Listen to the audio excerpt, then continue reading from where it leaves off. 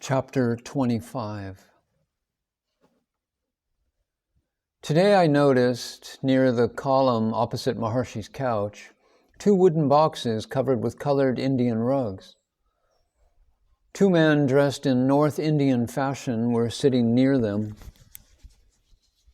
The librarian of the ashram, an elderly Brahmin with whom I had long conversations during his office hours in the library, informed me that in the afternoon there was to be a recital of religious music in the presence of Maharshi, and that the newcomers were well-known artists who would play on small harmoniums of their own construction. The temple hall was full that afternoon, as rarely happened. The musicians, after the usual prostration before the sage, began their program. One led on a larger instrument, giving the melody, and the other accompanied him. It was a strange mixture of classical motifs with purely Eastern interpolations, somewhat like the songs which are sung during the night meditation by the disciples of the Master. Maharshi was sitting as usual in a kind of deep concentration on some infinitely distant subject, and did not appear to be listening very attentively to the music. After about an hour, the musicians concluded their recital, once more prostrated before Maharshi, and then sat quietly among the other devotees. I was keenly interested as to the manner in which they played their harmoniums.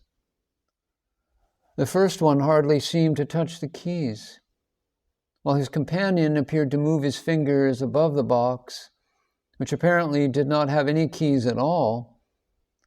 At any rate, I did not see any from the position where I was sitting. I had once heard about an electric harmonium, which emitted sound as the musician's fingers approached it, his way of moving them and their distance from the instrument determining the tones which came forth. Is it possible that these Indian artists had used such an instrument? But I had not noticed any wires linking their boxes with the power points in the hall, whereby electricity could have been obtained. After the night meditation, I was accosted at the door by one of the young attendants, who informed me that there was to be a film show after supper. He asked me to invite some of the other Europeans and Americans staying in the neighborhood. At about 8 p.m., the hall was full of activity. In one of the corners, a screen was placed. In another was a small projector. Several technicians were at work. My Western friends came early. I found a good place on a windowsill for myself and a Bombay friend, a Miss Nalini, with whom I had many talks during her stay near the ashram. A young girl of perhaps 15, the daughter of a rich, aristocratic family from Calcutta, also joined us.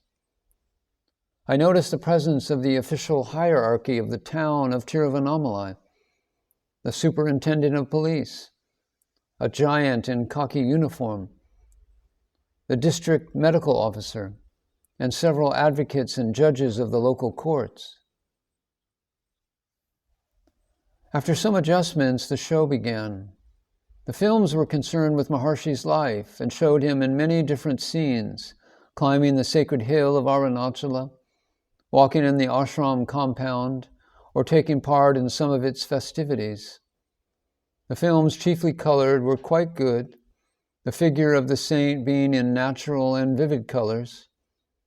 I recognized many of the people surrounding him, such as the same indispensable superintendent of police and some of the Brahmins of the ashram staff.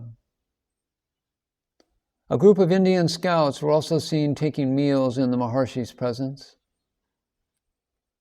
An American lady, a fervent admirer of the sage, was walking just behind him in several of the films. Maharshi gazed at the show with an almost imperceptible, kind little smile on his habitually serious face, and I could not help but think, so the figure of the saint has already been immortalized for future generations. But this will never compensate for his living presence. this blessing that we now have with us for so short a time.